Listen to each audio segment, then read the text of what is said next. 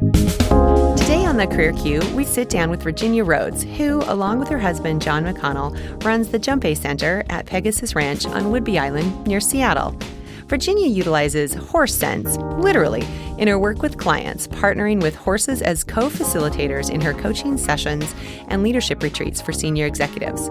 Today, we will learn about why horses are uniquely equipped to help develop ourselves as leaders and humans, and what one might experience in an equine guided coaching program. This is the Career Q, the podcast focused on helping you navigate the signals in your career to keep you growing and moving forward in business and in life.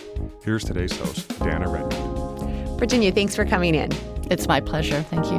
Wonderful. Well, let's just jump right in. Tell me, what is coaching with horses? What does that even mean? Coaching with horses, or equine guided coaching, is essentially an experience for a client. It's all on the ground, so no riding experience and no riding happens in a session, where they get to interact with a horse. And the horse is at liberty, meaning they're not tied up or they don't have any tack on. They're free to come and go as they please. And interestingly enough, and I'll go into a little bit more detail as to why this happens, the horse is able to reflect back to the person how congruent that person is. So in other words, congruence meaning I'm thinking one thing, but I'm feeling another. And so that would be a lack of congruence. And the horse, again, through ways that I'll explain in a little bit, the horse is not interested, nor does he really trust someone who has a lack of congruence. So the horse is this amazing mirror back to the client to help them to become more grounded, more present, and more clear. Wow, that's incredible. So why horses? Yeah, well, over the millennia, horses have been inviting and partnering with us as a human species to develop. 30,000 years ago, the first artists were painting pictures of horses on caves in France. And just think, the very fact that horses elicited from us as humans our artistry. And then fast forward to around 6,000 years ago, when the first horsemen and horsewomen were galloping across the steppes of Eurasia. And can you imagine going from just being able to get as far as you can walk in a day to being able to triple that from horseback, and the expanse of opportunities that are available to you, not the least of which being able to see farther and travel farther. And then the tribes and the armies that were able to master sitting astride a horse were often the ones who would win. Right. It was said that both Napoleon Bonaparte and George Washington weren't great horsemen because they were great leaders of men and women, but they were great leaders of men and women because they were great horsemen. And there are many stories of them both confiding in their horses before a battle and asking their horse's opinion as to what tactics they should use in that day's fighting. And then, of course, there's the role of the horse as a mythical creature in numerous cultures' origin stories. So I could go into great detail, and I won't. I've got this long list, and I recently did this Google Images search on horses in mythology. And there's what came up was this epic Persian poetry and myths. Of course, the Pegasus, which is the famous flying winged horse of Greek mythology. And then, of course, both my husband and I are big Lord of the Rings fans. And Shadowfax was Gandalf the White's horse given to him by King Theoden. And it was said by Theoden that there will never be a finer horse in Middle-earth again. So, again, horses are calling us forth as a species to be more powerful, more alive, more awake, more creative. And then today, of course, with the exponential rise of equine-assisted therapy and equine-guided coaching, it's just really taking off. And it's my belief that the horses have been waiting for us all along and are ready for us to join and learn and heal with them for the next transformation of our species. Wonderful. Now, you mentioned a bit about that, horses can be that mirror or reflection back to somebody. How or why? How does that work? What is that? It's incredible. And the more I learn, the more I realize I don't know. But here's what I'm learning. The horses, despite the fact that they're just incredibly powerful, I mean, most of them are in the 1,200-pound and even bigger range. You come up to a horse and most people are like, oh, my goodness, this is a powerful creature. Right. Yet with all that power, they're prey. They are prey animals. So they, in the wild and domesticated horses, their whole mission is to stay safe and not be eaten by a predator. Mm-hmm. And so they, over the eons, have developed this hypersensitivity to those around them, to their herd members, as well as to that mountain lion that might be sleeping over there behind the rock. And they are able to tell whether that sleeping mountain lion is hungry and pretending to sleep, or whether that mountain lion had a big meal this morning and is really laying there with this big old full belly and might be looking at the horses but not interested in eating. And so you can imagine that this is a very good skill to have. You don't want to be running around all the time willy-nilly from all these fat, dumb, and happy mountain lions. You really want to save that energy for when it counts. Right. So this sensitivity that they have, they've got eyes on the side of their heads, so they have almost a 360-degree view. Oh, yeah. Got good sense of hearing with these ears that can flick almost, again, 360-degree view. But even more importantly, they have two things going for them. A extraordinarily complex digestion system, just lots of guts in there, which has a brain all of its own. So it's actually, this whole term we use, I have a gut sense. Yeah. It's actually been determined through lots of studies that our gut can read a situation more quickly than our minds in our in our heads can.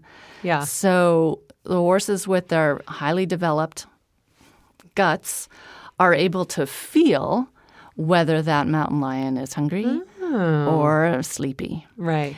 And they're also able to feel their herd mates. So in our large herd, one horse might be on guard and really paying attention to that mountain lion over there. And all I have to do as a member of that herd is pay attention to that one horse who's paying attention to that mountain lion. Oh, yeah. Yeah. So extremely sensitive guts, and interestingly enough, their hearts are proportionately larger to the size of their body than most other mammals. So an extraordinarily large heart field. And the Heart Math Institute has been doing all these studies recently about this, how far from a human the heart field can be measured and how far from a horse. So a human's heart field is about 10 feet. So you and I are in each other's heart field. And this is not, it sounds woo-woo, but it's not scientifically measured. Mm-hmm. The horse's heart field is measured 60 feet away from the horse. Wow. So much larger than a human's. So much larger. Yeah. And then whoever's heart field is stronger, those around them tend to attune to that. Mm. So if you and I are in a pasture or a paddock with a horse who's got this really strong, coherent heart field, all you and I have to be doing is sitting there hanging out.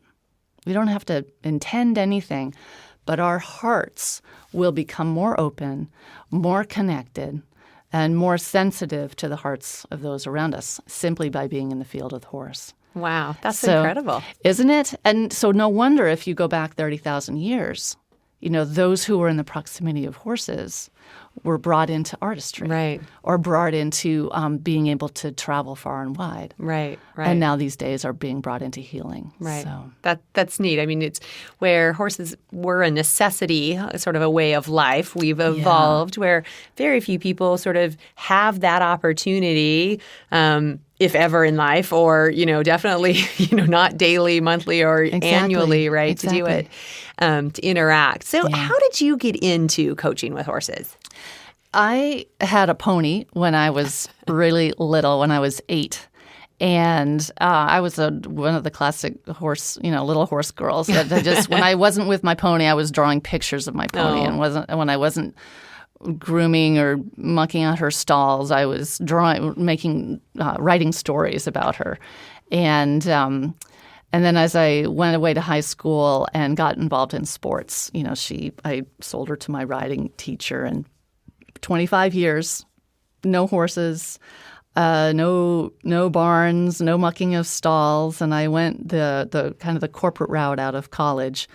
And as I got into coaching over the years, I started having these dreams about going back to that barn when I was 8 years old, but I was my 40-year-old self, and I would have these recurring dreams that the pony was still there and neglected. Oh. Yeah, like standing on this pile of manure, Right. this 25-year-old pile of manure.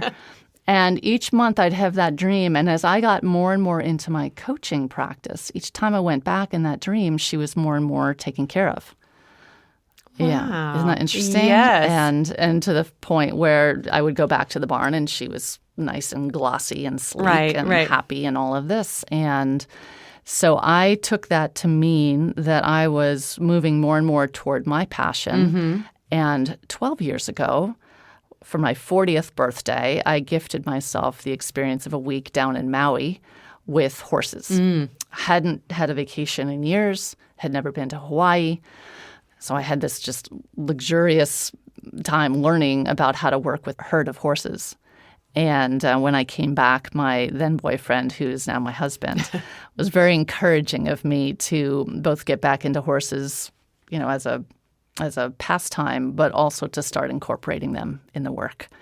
So it was just a few years after that I took that on and got a degree in equine guided coaching. Wow, that's phenomenal that this is so rooted in your past for you, right? Yeah. Your history for you. Absolutely. And then to see that come forward and really kind of fulfill a life's passion or a life's dream for you to be able to do that. Yeah. That's incredible.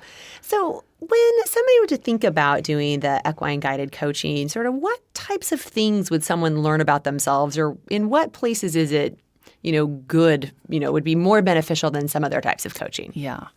The most of the clients that we invite to a horse-guided coaching session, we've been working with for quite a while. So we have a background of trust and a background of relevancy. And so it's one of our creme de la creme offerings. It's not everyone who gets to meet our horses. But a perfect situation is one where the client has a really good degree of self-awareness and knows what she wants to do in terms of how to run the company or take the company to the next level. And she's tried a bunch of different ways of doing that. She really gets the how to talk about it, but she's not yet embodying it really. It's not yet kind of ingrained in her way of being. So when push comes to shove back at the office, she goes off center, sort of reverts to her old ways of doing things. And so we'll suggest that why don't we take it into the arena with the horses. So it's ideal for when you really want to get straight feedback as to how you're, one, centering yourself, grounding yourself. It's particularly good for issues of being congruent. So when we're incongruent as a business leader, it causes a great deal of anxiety in our employees and in our customers because those employees they're listening to your words, but just like the horses, they're really feeling, without being able to say this, but they're really feeling what you're feeling. And if what you're saying and what you're feeling is different as a leader, you won't be followed, really, and people will not want to work with you. Right. So the horse holds no grudges. It does not have an agenda. It's not trying to get you to do something. If you make a mistake, the horse will, at best, he'll walk away or ignore you. And as soon as you come into congruence or clarity about something or have some kind of a breakthrough, the horse will pick his head up from grazing, turn towards you and look and breathe, and quite possibly start doing things like licking and chewing or yawning, which is a sign of relaxation. Like, oh, there you are. I want to be with you. I want to be with you. Yeah. And wherever you go, Miss Client or Miss CEO, whoever you are, I want to be with you because being with you is safe, and I trust you to be able to discern that mountain lion, whether he's hungry or full. Wow. Yeah. So what does it look like? You mentioned that it's a non-riding, so you're not riding the horse. What is, if when a client walks in, and I assume it's in an arena, there's a horse. Is it one horse? Is it multiple horses? Like, what does that even look like? Well, those are great questions, and it can look like all of that. Oh, okay. So, but I'll give you a couple of examples. Yeah. So, and a question that's often asked is like, well, what if I'm afraid of horses and I'm not like into horses and right. This isn't really for me. And it's actually the perfect thing for that type of a person who's afraid of horses or doesn't have the horse bug, because there's no pressure on them to be skilled with horses. We had a client, I'll call her Donna, and she ahead of time, she was part of a long-term coaching contract with us, which had a retreat component. And she said, I'll get to the farm, but I don't want to get anywhere near that horse. And so we said, that's totally fine. You won't be riding. We won't even put you in the paddock with the horse. We'll have a conversation with you from outside the paddock. And so, she's looking at me and she's like, okay, I'll do it. I trust you guys. And so for her session, the horse was in the paddock, so at liberty, but on the other side of the fence from her. And she was about 40 feet from that fence. And that was as close as she wanted to go. Now, notice the relevance of 40 feet. So earlier I said that horse heart field is about 60 feet. So she didn't know about that. And if she were told, I'm sure she'd forgotten because she was on hyper alert herself, right? So kind of like feeling like a prey animal. So she's 40 feet away. And the horse is just in there kind of wandering around. The other clients, some of whom had had sessions already, are just holding space. And I said to her, so what do you want to do? She said, I want to back up. I want to move back. And I said, okay, let's do that. Let's back up.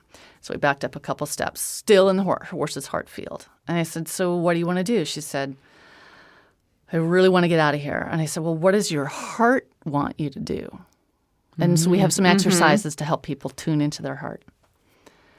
And she was quiet, and she looked at me, and her eyes are wide. She said, my heart wants me to move closer. Wow. And so all the other clients watching, their eyeballs, pop out of their head. And so we'll walk 5 feet closer, and I'm just right there with her. And it's still not a goal for us to get closer. The goal is for her to get congruent between what she says she wants and what she really wants. And so this proceeds over the course of the next 15 minutes, where each time both her heart and her body, her heart and her mind wanted to move back, we moved back. But more often than not, she was drawn to moving toward this horse. And each time she's taking a step forward, this horse who's kind of like wandering around, munching hay, turns and looks to her.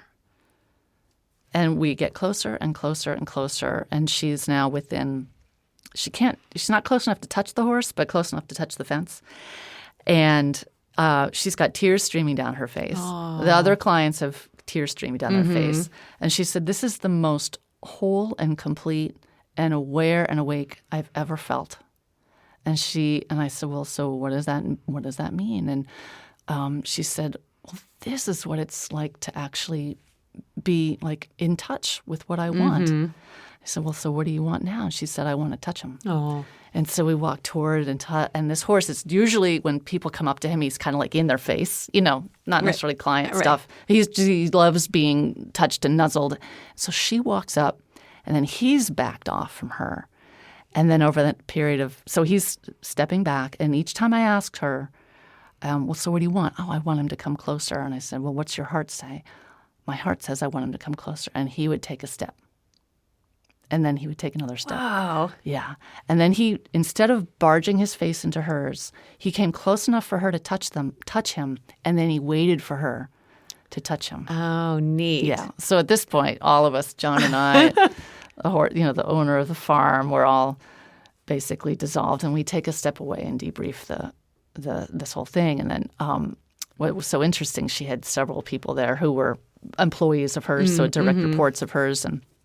And she said, I get it now. This is what it's like to really be seen and lead. Yeah. Wow. It gives me goosebumps to just think about that experience for that person. Yeah. And I'm still so fascinated. So the horse that you were working with, his name was Yogi. Yeah. So Yogi does this and then would have sort of these different experiences with different people that would walk up. Yes. So in a different setting, Yogi would have acted different. Yes. So that afternoon, and I can't remember her name, but I'll call her Patty. So Patty, she is a horse person, and she grew up with horses and hadn't really done much of them as an adult. So she's also an executive over at a big client company here in Seattle. And she wanted to go in there and have him follow her around. That was her goal, because she was really working on getting people to follow her more. And so she walked in, and she had all these ideas about what she wanted to do, which we supported. And Yogi immediately comes right into her and starts nuzzling her, and it gets more, and it starts to escalate to the point where he starts pushing her around. And she's not afraid of horses, so this was not a big deal. But at some point, he's like herding her around the paddock. Yeah. And I'm kind of letting that happen. It was safe, but very clear he was leading. And so at some point, I asked Patty, so what's happening? She said, oh, this is so great. He really likes me. And I said, well, so what's happening inside? And she said, well, I kind of feel like he's pushing me around. And I said, well, so how is that relevant? And she said, you know what? This is happening to me at work. I'm getting pushed around by my people.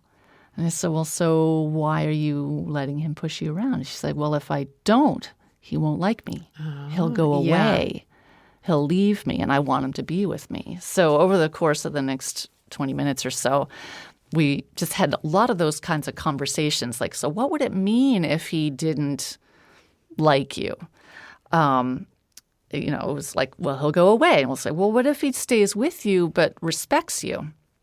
So what if you could walk around this whole area and have him follow you but not be like in your lap, right? Or in your back pocket? And so she was just like, oh yeah, this is why it's not working with my people back at work. I'm doing things, I want them to follow me, and I'm doing things like, not literally, but baking them cookies, right? Instead of really leading, right.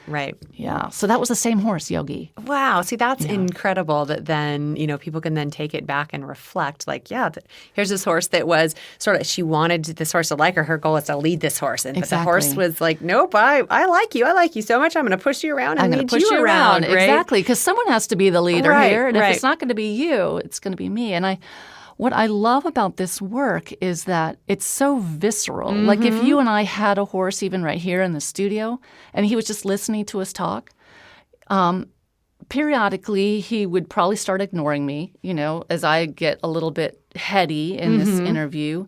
And it would be excellent feedback for me, like, oh yeah, Virginia, come back. Remember what you're here for, who you are, and connect with your heart, and connect with your gut. And then periodically he'd be really, tracking us both. And then you and I would know we're in the zone. Right. And we can then take it into our next interview. And even if the horse isn't with us, it really informs, like, remember what you did to really get present. Keep that connection. And keep that connection. Yeah. And unlike people, horses never lie. Yeah. They're always there. And unlike people, they never hold a grudge. They don't come in and say, oh, yeah, here's this girl who – always does this. And I love that. I hadn't ever thought about it, but of course it's true, right? That horses don't hold grudges. They don't. They don't have an agenda. They're not coming in like, oh, I'm going to lead. That's what I do today, right? It's they take their cues from the person they're with or the other horses they're with. Exactly. And that's sort of built into them. It's built into them, and it's immediate. And as soon as you or I get more congruent, they're right there, and they'll sigh or lick and chew or give a deep yawn, and they're right there. And so how how amazing is that? Yeah. And I love that, your clients are able to then sort of liken that to the problems they're having at work. Like, the story of, I want to be the leader, but people, I feel like they're not following me. Well, what are you doing? You're not actually exhibiting that, or, it goes back to that congruency, right? I mean, exactly. And it's not, the issue is not with your people. The issue is with you. Right. How do I do things differently? And the other guidance we can give them is like, how often are you going back to, say, Bob, and just assuming that he's that mountain lion who's always hungry or who's always sated. Yeah. And really, it was just the last time you saw Bob that he was hungry, but he might have eaten since then. And so let's see where Bob is this moment. Oh, yeah. Not where you found him yesterday. Yeah, not this assumption, because as humans, we definitely sort of like, oh, I know Virginia, she's always that way, right? And maybe it's not. It's so situational. Oh, I hadn't even thought about that aspect that you can learn from the horse, is that every new interaction is a new interaction. Exactly. And you have to assess that. Yeah. Oh, this has been fantastic. So I want to take a quick break, Virginia, and then when we come back, I do want to talk more about that piece about, like, what if people are afraid of horses or they're not horse people, and how that could work. So let's take a quick break and we'll be right back. Thanks for listening. Be sure to check out the show notes at thecareerq.com, where you can also subscribe to the podcast and sign up for our newsletter.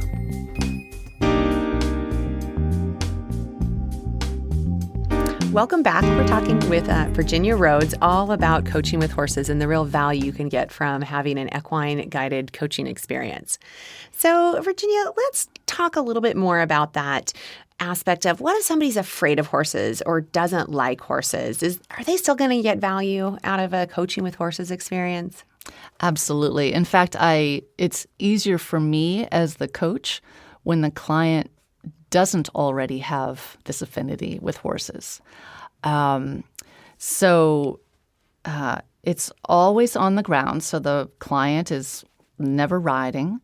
There is no horse experience assumed ever. And I am actually not even teaching them how to use horsemanship skills. We have a very few but very clear safety protocol, like how, if the horse comes up to you, how do you greet the horse? How do you walk around the horse? How do you, if you want to scritch them and itch their itchy places, how do you do that? But there's always a distance that you can maintain from the horse, and at times, as that earlier story, if you're so very afraid, when we're in that fight or flight mode, no learning can happen. So we'll just situate that client at a distance where they feel really safe, and the goal is never to get them closer unless that's their goal, right? Unless that's their goal and their goal. So. When the person has a lot of horse background, it makes it harder because they really want to get in there and do horsey things. Right. And they kind of override this whole thing that we're trying to teach them, which is listening to their heart and their gut. And if their mind tells them, I really want to be with that horse, it can override their heart and their gut, where they might feel a little bit nervous or anxious, or even want to try to prove something to me or to the other clients there. And not in a bad way, but just to say, I'm comfortable around horses. So I love it when someone shows up with very little experience and some degree of trepidation, as we should all have when we're in the presence of an unknown 1,200-pound being. We all should have some trepidation about that. Yeah. Their size and their strength, right? Absolutely. It means they should be honored and respected. Absolutely. For sure. Yeah. So how can somebody go about finding an equine coaching experience? Like, if they've been sitting there thinking, wow, this actually is something I think I would benefit from. How does somebody go about finding that? Yeah. Well, I want to give like the step 0 for everyone who's in their car right now or in the city or just really far away from the possibility of having a coaching experience with a horse. So the next time you see a horse, and that could be in an ad. There's so many print ads, or it could be on your dad's Ford Pinto, the little logo on the side of the car, or in movies. Go watch The Lord of the Rings again. But the next time you see a horse, imagine you're having a coaching experience with this horse, and this horse has shown up like he did 30,000 years ago for these people who would become artists. So still yourself. So stilling requires a little bit of attention to your breath. And maybe find yourself seated, if you're in your car, maybe a little bit more evenly, front to back and side to side. You and I were doing this here in the studio. So breath and sitting a little bit more symmetrical. And with over several breaths, tune into your heart, like literally the organ of your heart, and tune into your belly. And then just notice what comes up. They may be thoughts. They may be a mood that you haven't been aware of, or it might be an emotion. Sometimes tears will come up for people as they behold the horses at our place for the first time in real life. But I am one to cry at all the Clydesdale ads, with the little puppy and all of that. But notice what comes up, and you have yourself your own little horse-guided awareness increasing. So that's like the step 0. Right, okay. So everyone listening, you're going to see a horse in the next 24 hours in some form and have your own little experience there. So for those of you who can do a little bit more in the flesh, I would Google or Bing, we're here in the Microsoft world, coaching with horses or equine guided coaching. There's just numerous programs that I'm just thrilled to see. And many of them, in fact, most of them are really grounded and very solid, safe organizations. You can find us at Jempe, Jempe Center.com. But I just, numerous colleagues are out there all over the country doing these programs. Wonderful. Yeah. Thank you. That's so great. Like, I personally am thinking like, wow, I think I had shared a little earlier, like I would not call myself a horse person, or that I, draw to it. But that sounds like such a phenomenal experience to be able to have, to see that and an animal who can't talk, who has reactions to you in some way, just reflect back to you. Sounds fantastic. Yeah. Well, this has been so great. Thank you so much, Virginia, You're for so coming welcome. in. My pleasure. And before we close up, there's a few last questions I always like to ask our clients. So tell me, what was your first job? My first job, so I grew up on Cape Cod, Massachusetts, and my first job was working at the Falmouth Marine, which is Cape Cod's largest boat marina, pumping gas, hauling ice, and essentially doing errands for the people and their boats, and that some of whom lived there at the marina in their boats, and others were like the deep sea fishermen that would be leaving at 6 a.m. and coming back at 6 p.m. and then all the ferry traffic. So wow. Yeah. So what did you learn from that? I learned that, well, first of all, it was a great job because you got to be outside. I got to be outside all day, and salt air, and salt in my hair, and I think it was just meeting so many people from so many walks of life. The guys that couldn't pay us in cash, so they paid us in salmon and sea bass. Yeah. And then the others that we'd get $100 tip from, for filling their huge yacht. So it was like an all walks of life experience. Wonderful. And just learning how to work with them, and that, Absolutely. everybody there had something they needed you to do. So Exactly. It was a blast. Nice. Yeah. So what have you read, listened to, or even watched lately that you think would be interesting to share with our listeners? Yeah, well, I am so enjoying my current morning routine out on our ranch on South Whidbey Island, and I get up pre-dawn, and the horses are waiting to be fed, but my first thing I do is it's a paper book. It's not a screen. And I'm reading Wendell Berry right now. He's a 82-year-old American novelist, poet, environmental activist, cultural critic, and a farmer. So near and dear to my heart. And he's written many novels and short stories and poems and essays. So I've got 3 cats draped, a pot of the best ever tea, and the early morning sounds of a farm as I'm reading. Wow, that sounds fantastic. Yeah, yes. I highly recommend it. He is the real deal. Awesome. Yeah. Great. So what would your 90-year-old self say to you if 90-year-old Virginia walked in that door? What do you think she would say to you? Well, I have a quote from Hunter S. Thompson that I would hope that I am saying to myself and that I am experiencing. And I am reading it, and I hope it actually is Hunter S. Thompson. Someone might correct me. This is a quote from my 90-year-old self. Life should not be a journey to the grave with the intention of arriving safely in a pretty and well-preserved body, but rather to skid in broadside in a cloud of smoke, thoroughly used up, totally worn out, and loudly proclaiming, "Wow, what a ride." End of quote. And I would say, on horses. That's awesome. Yeah. I love that, right? Just really taking it and making life for what you want it to be and getting the most out of it. Well, great. Virginia, this has been so fantastic. Thank you so much for coming in and, helping me get excited about coaching with horses and sharing your knowledge about it with our listeners. Thank you very much. My pleasure. Thank you. Wonderful. So you can check out the show notes and get more information about Virginia and the Jempe Center at thecareerq.com. Thanks for listening to today's episode. Be sure to head on over to thecareerq.com where you can get more information, show notes, and related articles to today's topic. Also, if you like what you're hearing, head on over to iTunes, subscribe to the podcast, and make sure you leave us a rating and a review. We'd love to hear your feedback. Thanks again.